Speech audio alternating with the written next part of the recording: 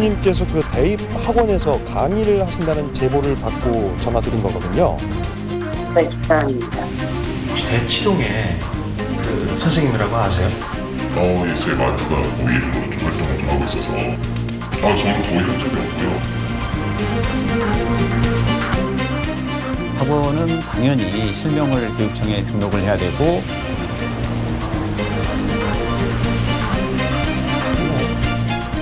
얼굴 공개할 수 없는 지금 직업을 가지고 계셔서 그러셨죠.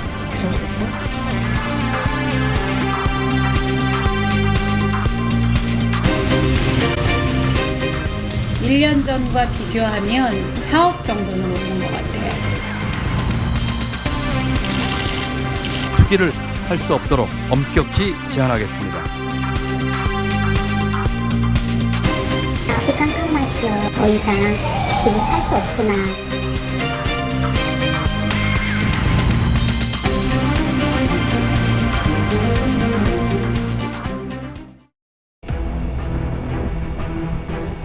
서울 집값 폭등으로 불안해진 실수요자들의 시름은 깊어지고 있습니다. 너무 착잡하고 그냥 앞이 깜깜하지요. 지금은 이제 더 이상 집을 살 수 없구나 그런 생각이 들어요. 서울과 수도권 집값이 계속 뛰자 정부가 또다시 종합부동산세를 올리고 대출을 죄는 규제의 칼을 빼들었습니다. 투기 과열, 조정 대상 지역에서는 금융기관에서 돈을 빌려 투기를 할 수 없도록 엄격히 제한하겠습니다. 집이 한 채라도 있으면 규제 지역에서 은행 돈을 빌려 집을 살 수 없도록 한 겁니다. 지난달 21일에는 수도권에 4-5곳의 신도시를 조성하는 공급 계획도 발표했습니다. 일단 집값 폭등세는 주춤하며 관망세로 돌아섰지만 언제 또다시 과열될지 불안한 상태입니다. 다주택자들은 세금보다 집값이 많이 오른다면 안 내놓습니다. 매물은 갈수록 줄어들어 이러다 집 못 살까봐 조바심 내는 실수요자들의 불안 심리는 좀처럼 수그러들지 않고 있습니다. 거래세를 낮추고 양도세 중과 이런 것들을 좀 완화시켜줘가지고 단기적으로 집값 좀 매물로 나올 수 있는 좀 구도를 만들어 줘야 돼요.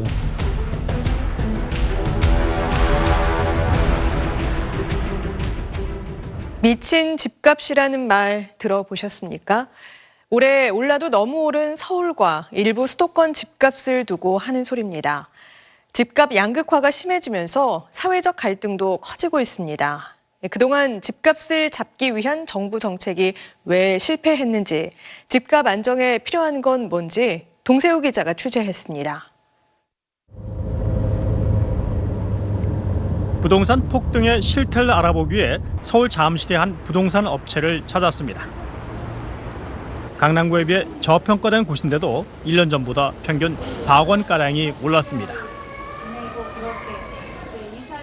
1년 전과 비교하면 이제 메인인 33평을 기준으로 했을 때 정확하게 한 4억 정도는 오른 것 같아요. 매물은 귀한데 대기 수요가 많다 보니 비정상적으로 폭등한 것입니다. 거래되는 양이 꾸준하면서 호가도 500, 1000씩 계단식으로 좀 가야 정상인데 어떤 한 집이 팔리고 나면 그게 또 기준가가 돼서 몇천씩 뛰는 상황이다 보니까 저도 그렇고 이 업을 하면서 좀 겁은 나긴 해요.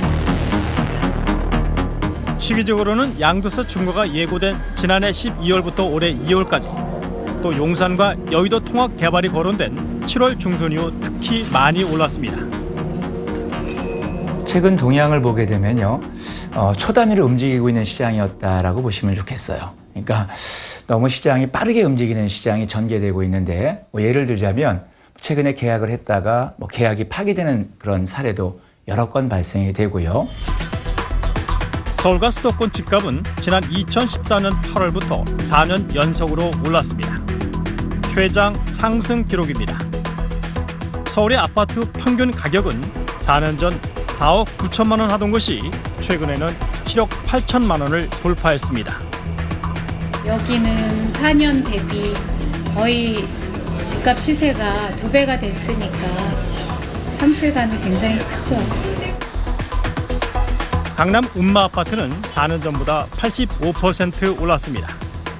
파리 대책이 나오기 직전인 1년 전과 비교해도 1년 만에 서울은 21%가 오른 것입니다. 한 달 사이에 2, 3억 원씩 뛴 것도 많습니다. 2년 전만 해도 전세 포함해서 3억이면 살 수 있었는데 지금은 전세 포함해서 9억이 더 투자가 돼서 지금 살 수가 없어서 너무 앞이 캄캄합니다. 지금 집값만 떨어지길 기다리고 있는데 어떻게 될지 모르겠어요. 분당과 과천도 올해만 벌써 10% 이상 올랐습니다. 거래가 증가하면 가격이 오르고 거래량이 좀 줄어들게 되면 가격도 하락하거나 봉합하는 성향이 강한데요. 거래가 안 되면서 가격이 오르는 것은 정상 시장이라고 볼 수 없습니다. 비정상 시장이에요. 문재인 정부 출범 이후 2달에 한 번꼴로 부동산 안정 대책을 내놓았는데 서울 집값은 왜 이렇게 오른 것일까? 정부는 투기 수요를 겨냥해 규제 대책을 쏟아냈지만 결과는 매물은 갈수록 줄어들고 불안해진 실수요자들이 앞다퉈 추격 매수에 가세하면서 집값 폭등을 촉발했습니다. 매물 부족 현상, 매물 풍기 현상이 발생했다. 즉 시장에서 매도자와 매수자가 있는데 아무래도 매물이 부족한 상태에서는 매수자보다는 매도자가 우위에 있었고 이 매도자가 가격을 올리면서 매수자가 추격 매수하면 안 되는데 추격 매수를 하면서 가격들이 계속 올라가는 현상이 발생한 것 같습니다. 거래할 수 있는 매물이 줄어든 것은 재건축 규제와 양도세 중과 임대사업자 등록 등이 큰 영향을 미쳤습니다. 정부가 투기 세력을 잡는다고 양도세를 올리자 다주택자들은 집을 내놓는 대신에 자녀에게 증여하는 사례가 늘어난 것도 한 몫을 했습니다. 자산가들이 자녀들한테 증여 목적으로 신규 주택이라든지 아주 똘똘한 한 채 주택을 구입을 많이 해줬어요. 강남에 그 전용면적 84제곱미터가 분양가가 한 13억에서 한 15억 정도 됩니다. 그러면은 계약금 10%만 있으면 되거든요. 한 1억 5천에 2억만 되면 계약을 할 수가 있어요. 아들이 돈이 없으면 아버지가 2억 증여를 하면 그거에 대한 증여세만 내면 되지 않습니까? 나머지는 대출 받고 나중에 잔금은 또 전세를 받아가 준다든지. 근데 그게 분양할 때는 13억, 15억이지만 입주 한 3, 4년 후에 되면은 20억, 22, 3억이 돼버린답니다. 실제로 올해 들어 8월 말까지 서울의 아파트 증여 건수는 1,656건으로 지난해보다 2.4배가 늘었습니다. 서울 강남 3구만 4,080건으로 지난해보다 3배가 늘었습니다. 서울의 아파트는 모두 164만 채가 있지만 대부분 낡아서 9%에 불과한 준공 4년 이내 새 아파트에 수요가 몰리면서 똘똘한 한 채의 수요가 크게 늘어난 것도 폭등의 원인입니다. 내 거 안 오른 것들은 팔고 좋은 곳으로 똘똘한 한 채로 옮기려는 수요가 지금 상당히 많습니다. 근데 이제 그런 수요 자체도 지금 이제 정부에서 막겠다고 하다 보니까 오히려 사람들이 더 급해지는. 정부는 급기야 미친 집값을 잡기 위해 8번째로 9.13 대책을 내놨습니다. 고가주택과 다주택자에 대한 종합부동산세를 대폭 올리고 대출 규제를 강화했습니다. 투기 과열, 조정 대상 지역에서는 금융기관에서 돈을 빌려 투기를 할 수 없도록 엄격히 제한하겠습니다. 집을 한 채라도 갖고 있으면 추가로 집 살 때 은행 돈을 빌려주지 않겠다는 겁니다.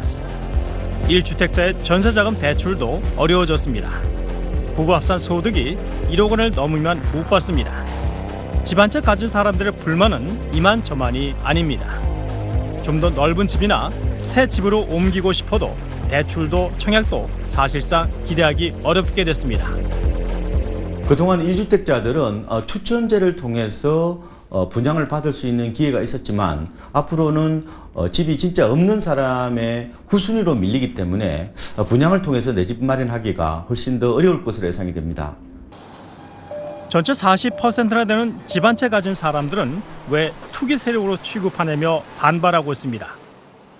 지금 집 한 채 가지고 열심히 살아온 저희로서는 사실 상당히 부당하다고 생각이 들죠. 그래서 정말 이 대책이 너무 정부에서 오락가락하는 거에 대한 불평 불만이 저희도 시민으로서 너무너무 많았어요. 그래서 일정한 소득 없이 똘똘한 집 한 채만을 갖고 있는 은퇴 세대들도 보유세 부담 걱정으로 근심이 깊어지고 있습니다. 집값 과열을 부추겼다는 비판을 받아온 임대사업자에 대한 혜택은 1년 만에 대폭 축소하기로 했습니다. 임대업 대출을 이용한 투기 목적의 주택 구입도 엄격히 관리해 나가겠습니다. 임대사업자 대출은 40%로 제한된 주택담보대출과 달리 집값의 최대 80%까지 대출을 받을 수 있어 투기자금 마련의 우회 통로로 악용되는 걸 막기 위한 것입니다. 다주택자들의 세금을 대폭 올리고 대출을 막은 것은 다주택자들이 집을 시장에 내놓으라는 신호를 보낸 것입니다. 돈 많은 사람들은 대출을 안 하고도 집을 살 수 있는 능력이 있어요. 유동자금이 많으니까. 그리고 다주택자들은 세금보다 집값이 많이 오른다면 안 내놓습니다. 서울 강남 아파트는 대출을 받지 않고 집을 산 사람이 70%를 넘습니다.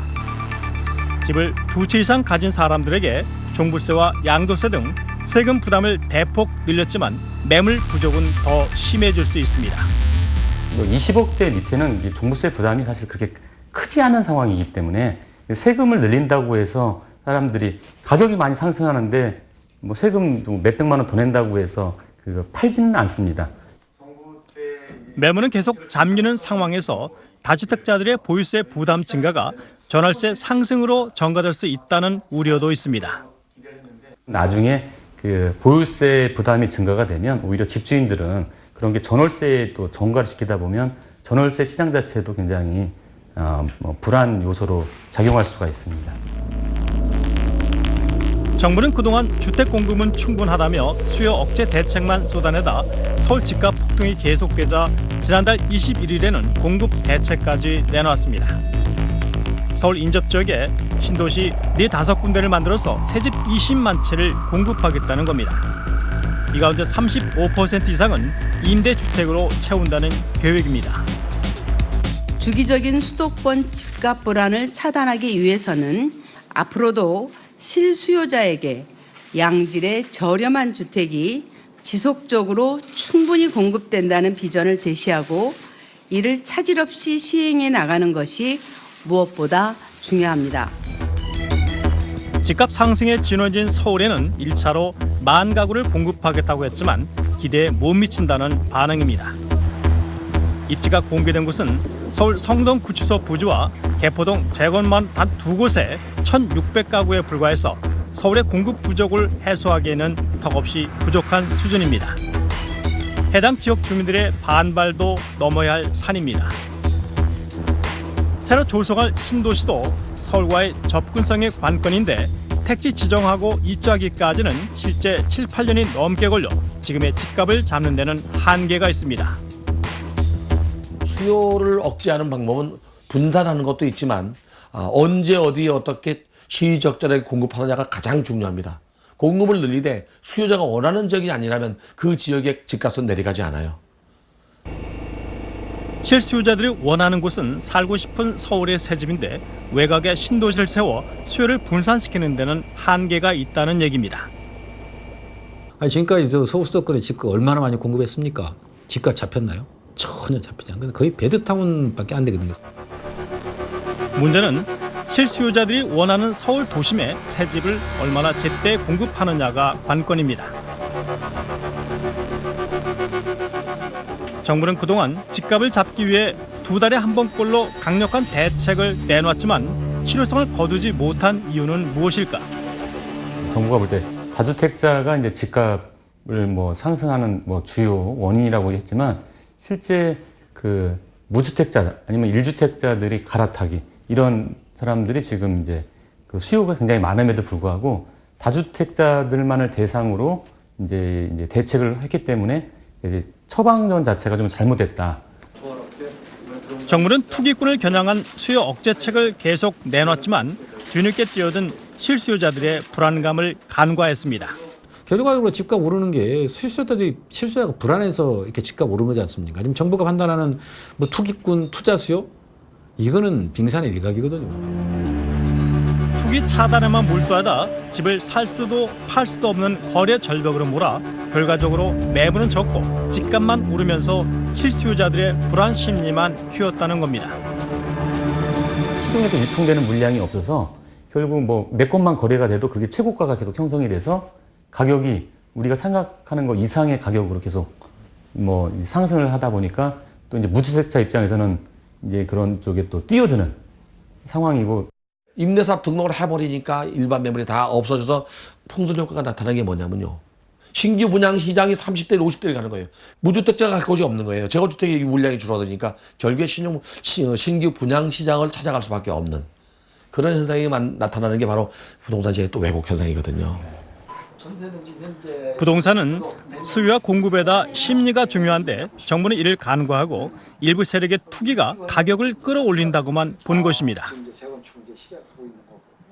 강한 부동산 대책에 따른 이 불안 심리가 가중되면서 시장이 더 빨리 반응했던 것 같아요. 정부가 대책을 내세울 때 시장을 조금 간과한 거 아니었나. 그러니까 완벽한 대책이었기 때문에 시장은 따라올 것이라고 봤는데 시장은 정책보다 더 빠르게 움직였던 것 같아요.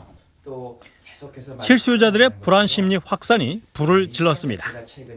자꾸만 이 불안 심리가 싹 텄고 그 불안 심리가 싹 트면서 매수를 지금 하지 않으면 내가 영원히 내 집을 장만할 수 없을 것 같다. 뭐 이런 심리적인 요인들이 더 크게 작용하지 않았나 봅니다. 세금으로 집값을 잡는 것도 한계가 있습니다. 세금으로 부동산 시장을 잡는 건 어렵습니다. 그는. 네. 이게 이제 언제 문제가 되냐면요. 집값이 하락하는 하강 국면에는 정말로 세금이 발목을 잡습니다. 집값도 떨어지는데 세금이 많으면 안 삽니다. 정부 대책이 집값 폭등의 주범으로 지목한 투기 세력을 못 잡고 애꿎은 실수요자만 피해를 입는 결과를 빚은 것입니다. 폭등세를 이어왔던 서울과는 달리 지방의 부동산 시장은 일부 특정 지역을 빼고는 가격 하락으로 빈사 상태입니다. 지방은 올 들어 2.1%나 떨어져 상대적 박탈감이 큽니다. 평택뿐만 아니라 전체 경기도 수도권이든 지방이든 다 죽인 거죠. 서울 집값 잡는다고 한다는 게 거꾸로 서울 집값은 다 올려놓고. 지방에는 다 지어놓고 안 팔린 새 집만도 15,000채를 넘습니다. 별개의 나라로 생각하고 상실감이라든지 그런 거를 넘어서 가지고 넘어선 단계죠. 이제 포기한 단계죠. 부동산 수요 억제 정책이 지방 부동산 경기만 어렵게 했다고 하소연합니다. 서울 같은 경우 쪼으려 그러다가 지방은 완전히 굶어 죽이게 만드는 그런 정책이라 생각하거든요. 지방은 좀 이 선별적으로 정책을 펴야 되는데 서울 잡으려다가 지금 완전히 다른 지방 지금 죽을 지경입니다. 지역별 격차도 문제지만 서울 집값 폭등으로 양극화도 더 심해지면서 정부가 믿고 집을 팔았거나 살 시기를 놓친 무주택자들의 박탈감은 더 커지고 있습니다. 양극화가 벌어지면서 소득 불평등이나 집에 대한 소유 비소유가 갈라지게 되면 사회적 박탈감과 소외감을 느낍니다.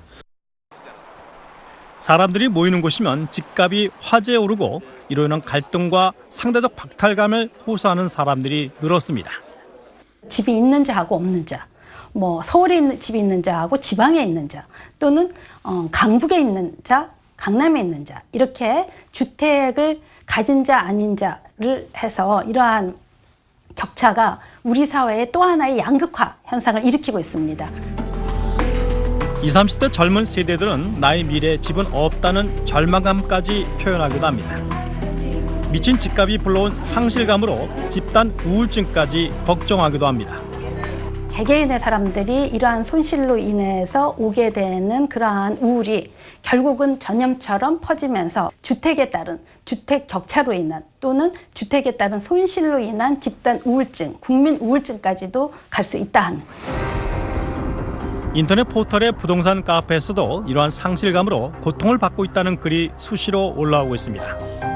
집값 폭등의 최대 피해자는 서울 강남의 집을 팔고 자영업에 뛰어든 사람이라는 말까지 회자되고 있습니다. 미친 집값이 사회 문제로 증폭된 것입니다. 그렇다면 많은 사람들에게 상실감을 안긴 미친 집값은 어떻게 해야 해결의 물꼬를 틀 수 있을까? 전문가들은 정부 정책의 신뢰부터 회복하는 게 급선무라고 지적합니다. 과거 노무현 정부 때도 하늘이 두 쪽 나도 강남 집값은 잡겠다고 세금 폭탄을 비롯한 17번의 대책을 쏟아냈지만 결국 집값만 80% 올랐던 학습 효과 때문에 정책 신뢰도만 떨어졌습니다. 우선 정부의 정책 실패, 정책 신뢰도가 떨어진 게 가장 크다고 봐요. 우선은 주택을 공급을 많이 할게, 그런 시그널만 줘도 무주택자들은 나 그럼 저기 들어가려고 기다리고 편성하지 않아요. 그럼 수요 대비 공급이 부족하지만 수요자가 줄어들면 가격은 안정화되거든요. 근시안적인 대책에만 너무 집중한 것도 문제입니다. 정부가 정책을 수립하는데 꼭 시장에 다 맡길 수는 없죠. 근데 가이드라인을 두고 규제할 것만 하고 그랬어야 되는데 너무 우리는 그냥 100이면 100을 다 쏟아붓고 또 침체되면 100을 다 풀고 계속 냉탕문탕을 반복하다 보니까 이런 상황이 왔습니다. 9.13 대책 발표 후에 일단 폭등세는 주춤해졌지만 또다시 거래 절벽으로 불안감은 여전합니다. 연말이 지나면서 또다시 집값이 들썩일 거라는 전망도 많지만 경제가 어려운데 집값은 결국 꺾일 것이라는 반론도 있습니다.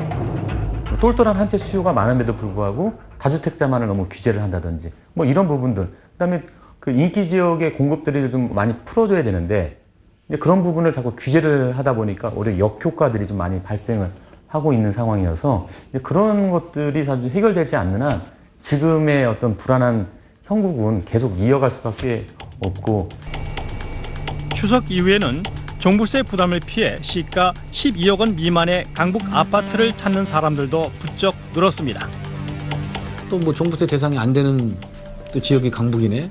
그러면 또 수요자들이 또 이렇게 구매 그 대열에 또 합류할 수가 있거든요. 그러면은 또 실수자들만 또 굉장히 마음이 급해질 수가 있기 때문에 정책이 시장을 이기려다 부작용이 커질 수도 있습니다. 부동산 가격이 너무 급등하면 공급을 하고 뭐 수요를 분산하고 이런 정책이 시장을 바로잡아서 그 부동산과 인간과의 관계를 원만하게 만들어주는 겁니다. 왜곡된 현상을 바로잡는 거죠. 이게 부동산 정책입니다. 근데 시장이 잘 가고 있는데도 정책이 뛰어들어서 왜곡 현상을 만들거나 아니면 잘 가고 있는 시장에 뛰어들어서 정책이 좌지우지해서는 안 된다는 얘기죠. 부동산 매물이 나올 수 있게 거래세 인하도 필요하다고 지적합니다. 다주택자들이 갖고 있는 매물을 결국 시장에 좀 내놓을 수 있게끔 뭐 이제 규제를 좀 완화를 해줘야지 이제 사람들이 이 뭐 비싼 가격을 주지 않고도 경쟁적으로 이제 하는 시기 자체를 좀 분산을 좀 할 수가 있습니다. 집값 급등은 사회적 갈등을 증폭할 수도 있습니다. 부동산 정책이 노무현 정부 때 실패를 되풀이하지 않으려면 정책 신뢰를 회복하고 시장에 대한 정확한 진단과 실수요자들의 불안 심리를 진정시키는 게 우선입니다.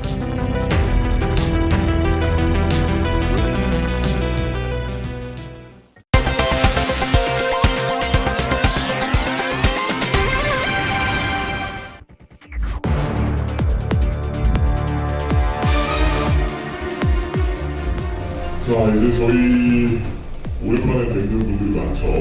언제까지 유지할지는 물론 저와도 달린 문제가 있습니다만 저희가 지금 파이널 시작하게 되면 저희가 이제 이 반을 없앨 가능성이 매우 높습니다.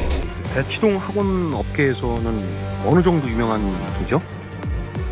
기술적으로는 몇 손가락 안에 드는 분이라고 생각하면 될 것 같고요. 금융감독원에 다니시는 거 맞죠? 네, 맞습니다. 겸직 위반은 아니신가요? 저는 거의 한 적이 없고 그냥 이제 몇 번 왔다 갔다 했을 뿐이고.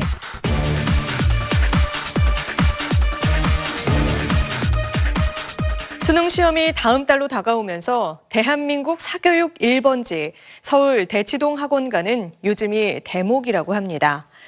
저마다 이른바 스타 강사들을 꾸려서 수험생들을 유치하고 있는데요. 그런데 이 입시 강사들 중엔 강사직을 맡아선 안 되는 사람들이 있습니다. 대체 어떤 사람이길래 신분을 숨긴 채 입시 강의를 하고 있는 걸까요? 조기호 기자가 취재했습니다. 서울 대치동에 있는 한 대학 입시학원. 이곳은 상위권 대학을 목표로 하는 학생들이 주로 찾는 학원입니다. 그를 가르치는 논술과 면접을 준비시키는 구술 두 개가 주요 과목입니다. 다음 달치 강의가 예고되면 학부모와 학생들이 미리 줄 서서 접수할 정도입니다. 예, 저희 우리 선생님 오늘 6시부터 하는 강의 일반 전형 고들 강의 있잖아요. 네, 고대반이요. 강의 한 번에 수강료는 10만 원. 한 달치 4회 정도 1월마다 저희가 가능하다고 했거든요. 네. 4회 40.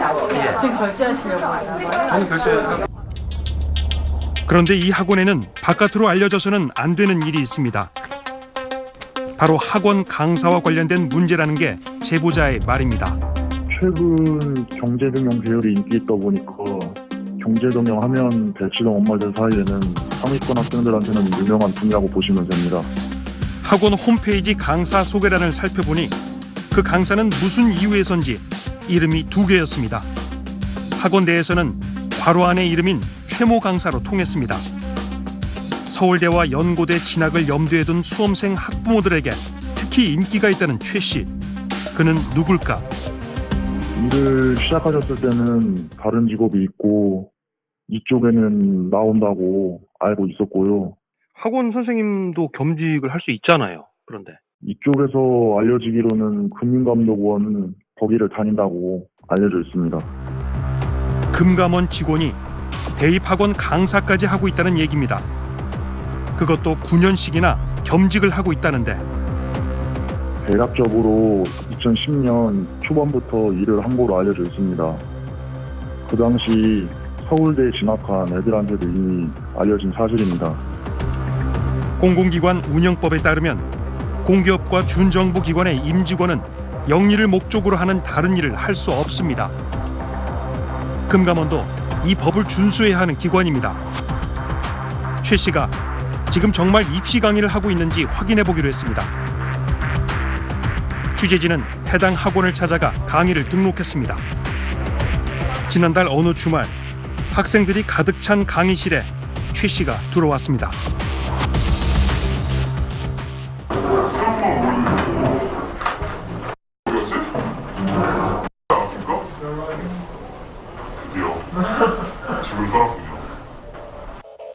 그 다음 주에도 그의 강의는 이어졌습니다.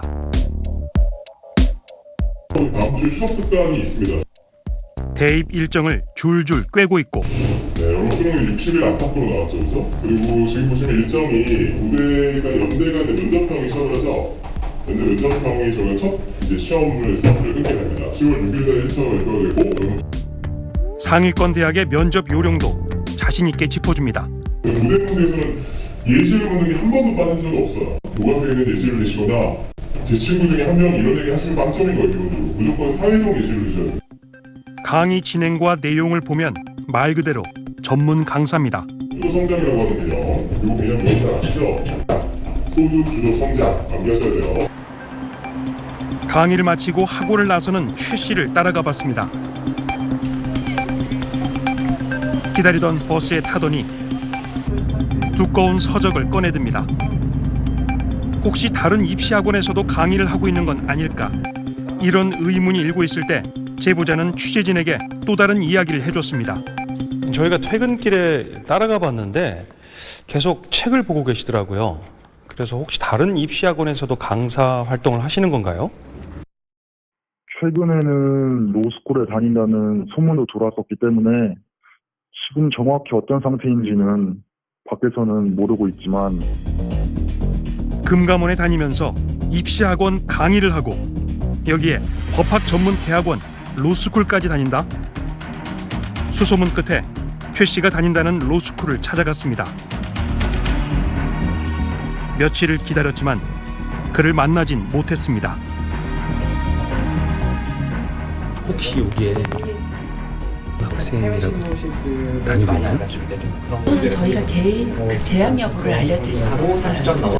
주소나 전화번호 이걸 가르쳐달라는 건 아니고요. 지금 현재 몇 학년인지 뭐 다니고 있는지 정도만 확인이 가능할까요? 그런데 사무실 벽면에 학생 명부에서 낯익은 얼굴을 발견했습니다. 여기 있는데? 예. 금감원과 학원 강사 그리고 로스쿨까지 도대체 1인 3역을 어떻게 한다는 건지 그를 만나 해명을 들어봐야 했습니다.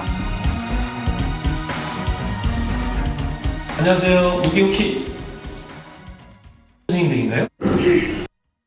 SBS에서 나왔는데요. 잠시 말씀 좀 나눌까 해가지고요. 우선 대치동 최모 강사를 아느냐고 물었습니다. 혹시 대치동에 그 선생님이라고 아세요? 예, 제 와이프가 그 이름으로 좀 활동을 좀 하고 있어서. 사모님께서? 예. 강의 역시 자신이 아니라 아내가 하는 거라고 주장했습니다. 저도 간혹 가서 도와주는 역할을 좀 하긴 했습니다. 뭐 이렇게 면접 진행이나 이런 거 할 때. 근데 그때 제 와이프가 기본적으로 계속 활동을 하고 있어요. 저는 거의 한 적이 없고요. 근데 저는 거의 한 적이 없고 그냥 이제 몇 번 왔다 갔다 했을 뿐이고. 거듭 부인하는 그에게 그동안 취재진이 촬영한 강의 영상을 보여주자 조금씩 말이 바뀝니다. 그러면 이 부분이 맞죠? 사실은 저희가 선생님을 한 2-2달 정도 강의하시는 거나 이런 것들을 저희가 다 촬영을 했거든요. 계속적으로 촬영한 건 아니고 간간히 가는 분이기 때문에 제가 뭐 이 투잡을 뛰고 있다기보다는 일단 대부분 제 와이프가 하고 제가 조금씩 진행하는 정도로만 하고 있거든요. 지금까지 9년 정도 해오신 걸로 저희가 알고 있거든요. 1년 내내 강의를 한 건 아니라고 하는 최 씨. 시즌 정도만 진행이 되고 6월달까지 상반기는 강의가 전혀 없습니다. 거의 없는 상태고요. 그리고 특강 정도 일주일에 한 번 정도가 보통 대부분인 거고 이제 뭐 추석이나 마지막 시즌 때 입시 직전에는 좀 강의가 여러 번 있기는 하지만 이번에는 최 씨의 진짜 직업을 물어봤습니다. 혹시 선생님께서 지금 금융감독원에 다니시는 거 맞죠? 네, 맞습니다. 지금 상태는 혹시 휴직을 하고 계신가요? 네, 휴직입니다. 10년 전 금감원에 입사해 휴직 기간까지 9년 동안 어떻게 겸직할 수 있었던 걸까? 이건 금감원에 알리시나요? 알리진 않았습니다. 이거 겸직 위반 아닌가요? 근데 겸직이라고 했을 때는 계속적으로 활동을 해야 되는 건데 수요 창출을 위해서 저희가 봤을 때는 저희가 하고 있는 일하고는 기본적으로 좀 관련성이 떨어지는 거고 뭐 금융 관련된 일이라든지 이해상충의 그런 업무는 아니고. 최 씨는 회사 규정을 잘 몰랐다면서 뒤늦게 후회했습니다. 방직에 대한 부분은 제가 규정을 제대로 인지하지 못한 부분은 잘 몰랐고 반성적으로 그렇게 했던 거는 제가 잘못이고 저의 책임입니다. 그는 현재 로스쿨을 다니기 위해 3년째 휴직을 한 상태입니다. 금감원이 그에게 2년의 학술 연수와 1년의 청원 휴직을 허가했기 때문입니다. 학술 연수 기간엔 월급의 80%와 학비의 절반을 지원해줬습니다. 하지만 최 씨는 로스쿨에 다닌다며 휴직에 학비 지원까지 받아가며 학원 강사로 뛴 겁니다.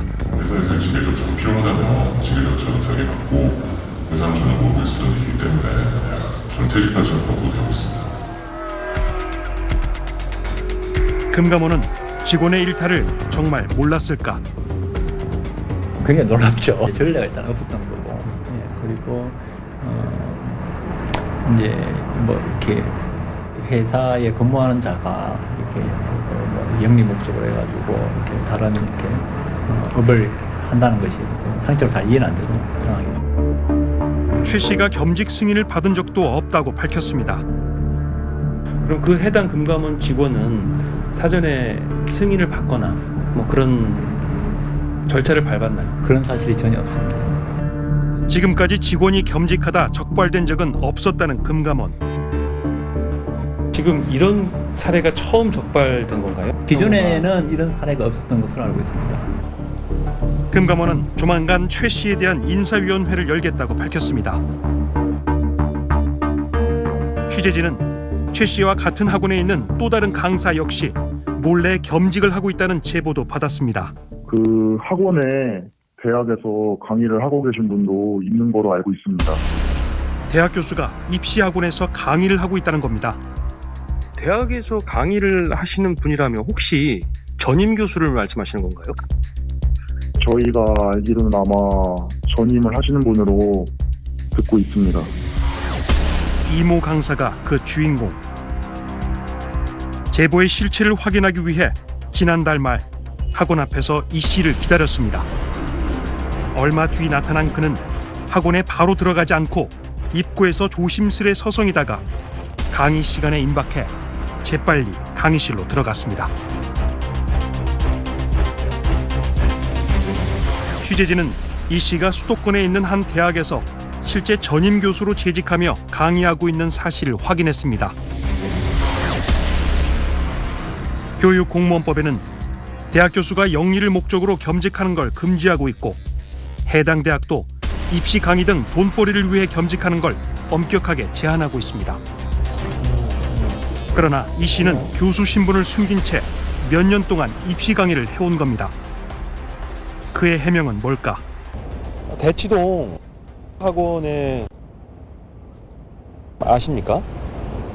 저희 집사람입니다. 저희가 그 교수님께서 그 대입 학원에서 강의를 하신다는 제보를 받고 전화드린 거거든요. 저희 집사람이거든요.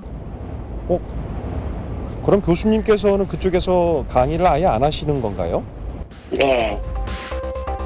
학원에 등록된 강사 이름은 아내 이름으로 아내가 강의를 하는 거지 자신이 하는 건 아니다. 금감원 직원 최 씨와 똑같은 말이었습니다. 아니 그 사모님이 강의를 하신다고 하면 그 시간에 사모님이 나오셔서 강의를 하셔야 되는데 그 시간에 교수님께서 직접 들어가서 강의를 하시는 걸 저희가 봤거든요. 깊은 한숨을 내쉬는 이 씨. 대학 교수님이 입시학원에서 강의하시는 거는 금지되어 있지 않습니까?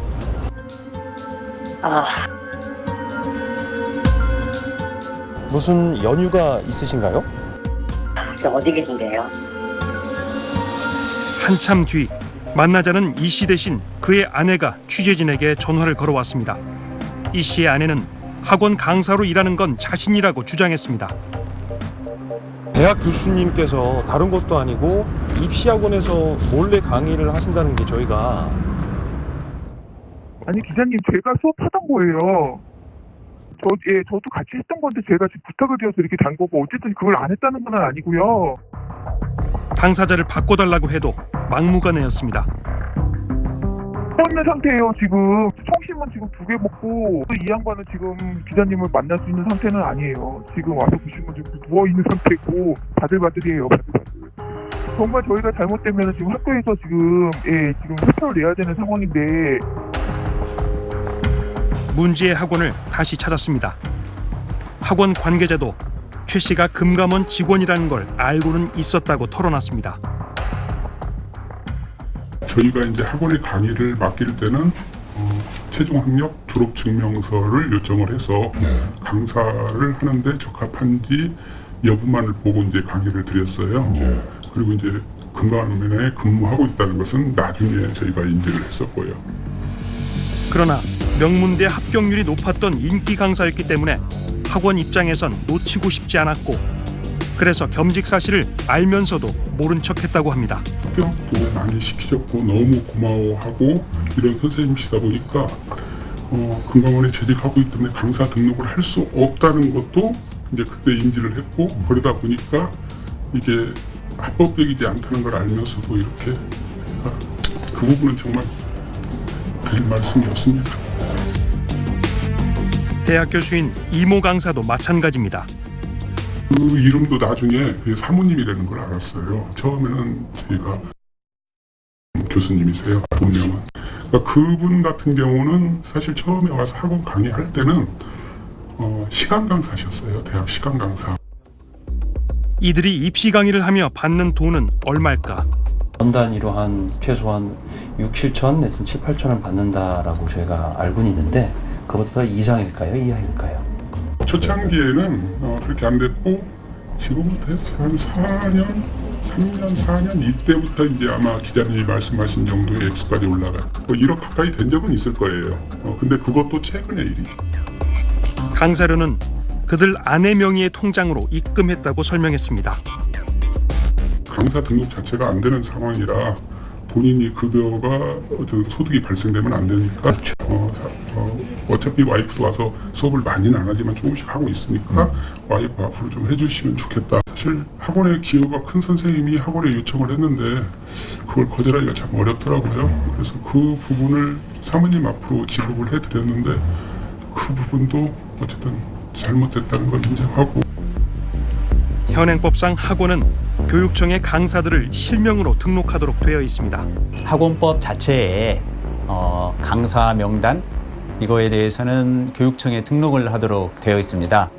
명단을 등록하라고 되어 있는 것은 당연히 실명을 의미하는 거기 때문에 그거를 고의로 가명을 썼다 그러면은 이제 위계에 의한 공무집행 방해죄가 될 수 있고 또 학원법 위반죄가 될 수도 있는 거죠. 강사 이름을 허위로 등록하면 학원은 최대 영업정지까지 당할 수 있습니다. 교육청에 허위로 등록을 했기 때문에 내부적으로 벌점을 일정 부분 부과해서 그 벌점이 누적되면 거기에 따라서 심한 경우에는 영업정지까지도 당할 수 있는 걸로. 5,000개가 넘는 학원이 밀집한 대한민국 사교육 1번지 대치동. 신분을 속이고 가명을 쓰는 강사들을 보며 아이들은 과연 무엇을 배울까? 무한 경쟁 교육을 강요하는 우리나라 교육 현실에서 돈을 벌기 위해서라면 스스로 법을 어기도 된다라고 생각하는 학원 강사들과 스펙만 좋으면 범법자에게라도 우리 아이들의 교육을 맡길 수 있다라는 그런 학부모들의 욕망이 좀 빚어낸 결과가